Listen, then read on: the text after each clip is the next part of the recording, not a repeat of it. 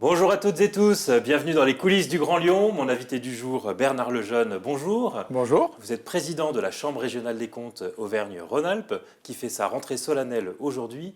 Une rentrée qui se fait avec une réforme. On attend l'ordonnance qui va réformer la Cour des comptes et la Chambre régionale des comptes. Ce qui va changer et ce qui suscite un certain nombre d'inquiétudes, c'est le système de sanctions quand le Cour des comptes, quand le Chambre régionale des comptes voit des dysfonctionnements, voit des erreurs commises par les comptables.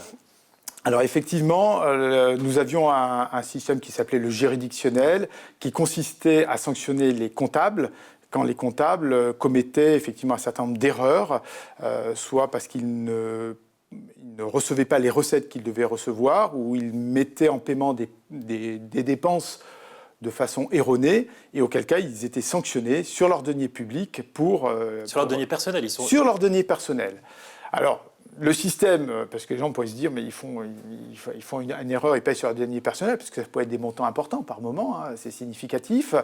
Mais le système, pour faire que les comptables, quand même, soient pas en difficulté, parce que ce sont des citoyens comme tout le monde, à la fin, le ministère des Finances, systématiquement, payait à la place des comptables, donc ça veut dire que le contribuable payait à la place des comptables ces erreurs. Et donc finalement, le système devenait inopérant. C'est-à-dire que ce système tel qu'il existait ne permettait pas vraiment de sanctionner les erreurs.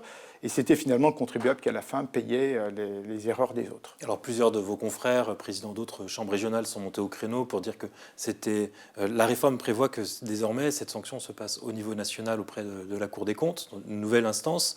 Et beaucoup de vos confrères sont montés au créneau pour dire que c'était une perte d'autorité pour les chambres régionales.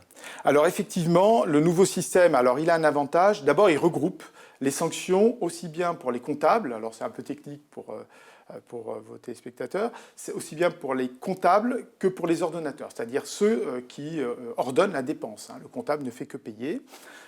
Donc là, maintenant, il y a un système unique. Il est vrai qu'on met une chambre unique au niveau de la Cour des comptes, au niveau national, mais qui regroupera des magistrats locaux, donc y compris de notre chambre, et des magistrats nationaux.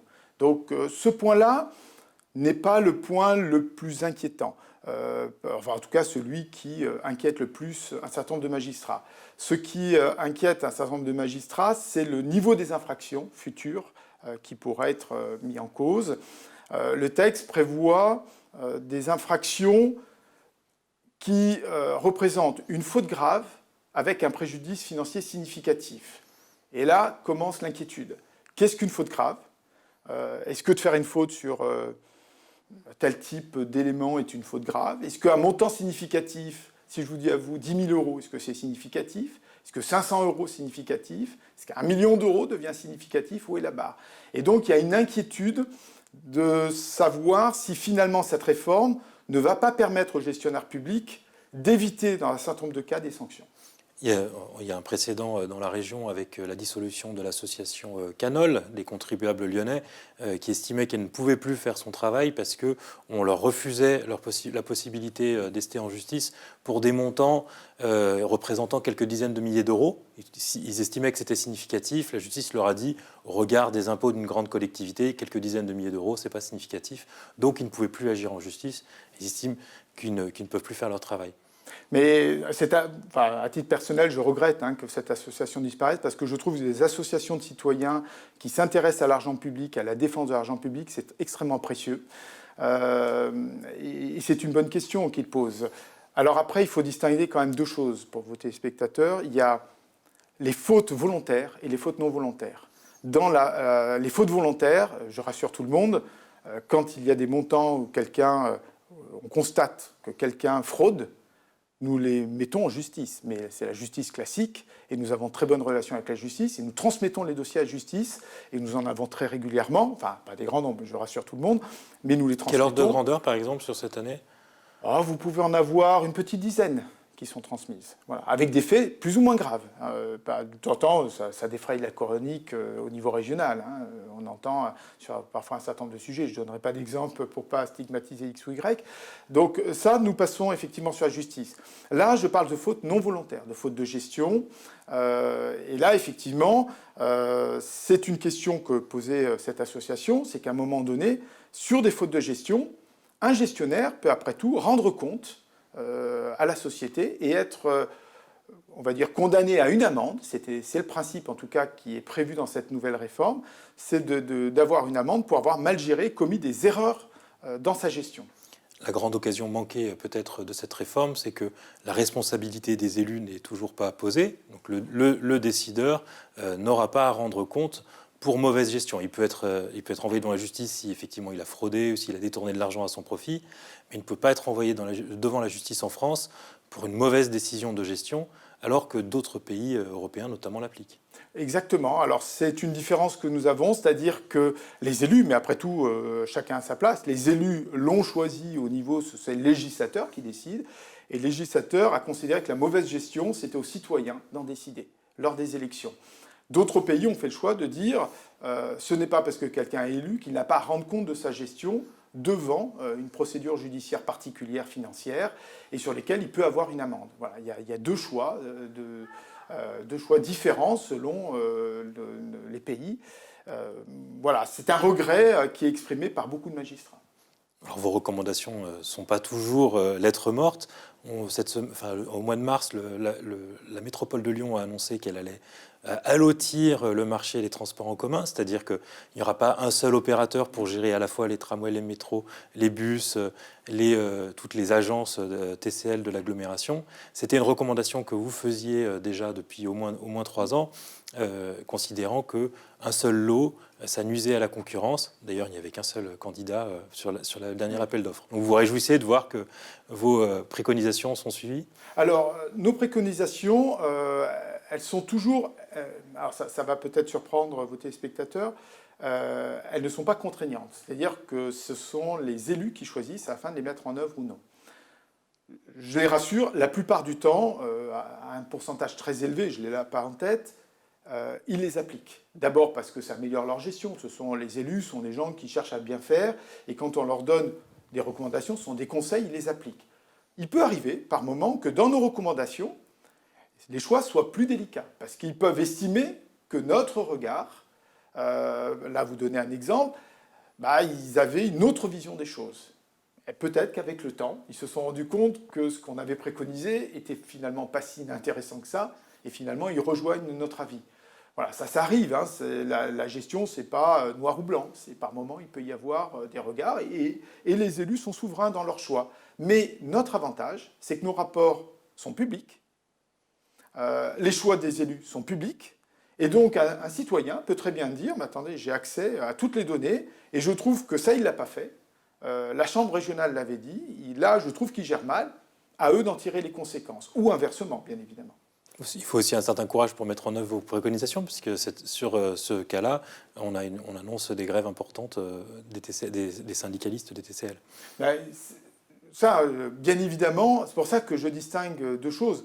Pour nous, on donne des analyses de gestion et on donne des recommandations. On est dans notre rôle de conseil, d'une certaine façon, et, auprès des collectivités. Après, on n'oublie jamais que la collectivité, un élu, et vous avez raison, doit les mettre en œuvre, et c'est jamais simple. Le temps de travail, parce que là vous citez les transports, mais par exemple le temps de travail, le respect du temps de travail, vous avez dû voir qu'un certain nombre de collectivités, selon nos recommandations, ont dû remettre le temps de travail légal. On pourrait se dire c'est le temps de travail légal, c'est simple. Ce n'est jamais simple en négociation sociale. Ça, on en a parfaitement conscience. Alors, sur votre rentrée solennelle qui est aujourd'hui, vous annoncez vos orientations pour l'année à venir. Quelles seront-elles ? J'ai cru comprendre que vous alliez insister sur la bonne utilisation de l'argent public. Alors effectivement, nous allons avoir deux orientations équilibrées. D'abord, nous allons continuer à faire ce que nous savons parfaitement faire, c'est-à-dire la qualité de la gestion. Pour faire simple, est-ce que l'argent public est bien géré ? C'est-à-dire est-ce que les marchés publics sont bien passés, est-ce qu'il y a les dépenses de fonctionnement sont bien faites, on ne dépense pas l'argent comme n'importe qui finalement, comme vous et moi, on essaye de bien gérer notre argent, ça c'est la bonne gestion, on continuera à le faire, et nous allons un peu plus insister sur la bonne utilisation, c'est-à-dire est-ce que l'argent public que les contribuables donnent aux collectivités aboutisse à un service public de qualité, est-ce que le service rendu aux usagers est de qualité ? Quand moi je prends les transports, est-ce que les tramways arrivent à l'heure ? Est-ce qu'il y a un nombre suffisant ? Est-ce que la sécurité est assurée? Est-ce que la qualité du nettoyage est faite? Est-ce que, si je prends sur les écoles, les écoles, le personnel est là? Est-ce qu'il est formé? Alors, je parle pour les non-enseignants, bien évidemment, les enseignants, c'est l'État. Voilà, tous ces sujets-là, on va l'aborder un peu plus parce qu'on peut dire une collectivité à 100 millions d'euros, elle peut bien les gérer, mais elle peut parfois pas toujours bien les utiliser. Et ça, on va apporter des réponses pour éclairer les citoyens. Un dernier mot sur le bilan de l'année écoulée. On a compté 66 rapports de la Chambre en 2021. Si on compte le nombre de collectivités que vous avez à auditionner, ça représente, il faut à peu près 30 ans pour faire le tour. Alors c'est vrai qu'on a 1800 collectivités et entités qu'on peut contrôler, parce qu'on a aussi les hôpitaux, on a beaucoup d'autres choses. C'est vrai qu'on en fait 66. On va monter ce chiffre-là. En 2020, avec la crise sanitaire, on était tombé à 52. On va monter au-delà des 66. C'est notre objectif. Après, je rassure, bien évidemment, on pourrait dire qu'il faut 30 ans pour à chaque fois passer. On ne passe pas tout le monde. On cible bien évidemment les sujets. On sait les zones à risque ou les sujets sensibles qui peuvent, et c'est l'objet de notre programmation, on regarde ce qu'il faut voir. Les grosses collectivités comme la région et les départements, on les voit tous les ans pour des sujets différents. Des petites collectivités, on les voit plus rarement. Voilà, c'est comme ça qu'on travaille, qu'on arrive quand même, avec les moyens dont on dispose, d'arriver à, on va dire, contrôler efficacement toutes les collectivités. Et les collectivités que vous choisissez d'auditionner, vous faites ce choix sur vos propres critères ou c'est parce que vous avez des signalements? Les deux. Les deux, on a nos critères financiers, on a des batteries d'indicateurs qui fait qu'en gros, c'est comme des clignotants. On voit apparaître en disant « Oula, cette collectivité, il y a une situation financière un peu sensible, on veut comprendre, on veut aller voir, elle peut être ponctuelle, il n'y a pas de souci. Autre part, ça peut être de la mauvaise gestion. » Et puis on a des signalements. On a des signalements de l'État nous aide en s'inquiétant, les préfets. On a des signalements d'élus, les élus d'opposition nous signalent, ou même parfois de la majorité. Dans ce cas, il y a un peu de division. Et puis, on a des citoyens, ça nous arrive assez régulièrement, et nous avons des fonctionnaires, et là, nous sommes presque dans les lanceurs d'alerte, c'est-à-dire qu'en interne, des fonctionnaires nous disent « Attention, là, je suis inquiet, je signale, parce que je suis en train de voir passer tel type de dispositif, tel type de fonctionnement qui est illégal. » Il nous le signale comme un lanceur d'alerte, il est protégé dans ce cas-là sur son anonymat, et à ce moment-là, bien évidemment, nous programmons un contrôle. Et un dernier mot, on sort d'une période où on a proclamé le « quoi qu'il en coûte ». Est-ce que c'est le genre de formule qui donne des boutons à un président de la Chambre régionale des comptes? Non, non, non. Alors pas du tout. D'abord, le « quoi qu'il en coûte », c'est la responsabilité de l'élu. Que ça soit au niveau local ou au niveau national, c'est un choix. Il y a eu un choix de défendre, quoi qu'il en coûte, l'économie, c'est-à-dire les entreprises et les commerces. Voilà, ce choix a été fait. Nous, ce qu'on va contrôler, c'est quand on nous dit « quoi qu'il en coûte ». Une collectivité dit « je vais mettre 20 millions d'euros pour soutenir les entreprises, pour soutenir les commerces ». Nous, notre but, c'est pas de compter ces 20 millions, c'est le choix. C'est les électeurs qui jugeront si c'était pas bien de le faire ou non, c'est pas notre sujet. Nous, on va vérifier que les 20 millions sont allés bien dans les entreprises, que ce sont les bonnes entreprises qui l'ont touché, que certains n'aient pas eu un effet d'aubaine, c'est-à-dire que j'ai touché de l'argent plus que ce que j'aurais dû toucher. Voilà, c'est ça qu'on va contrôler. Est-ce que cet argent a été bien géré et il est allé aux bons acteurs? C'est ça notre souci. Bernard Lejeune, je vous remercie. Et moi, je vous dis à demain pour une nouvelle émission des coulisses du Grand Lyon.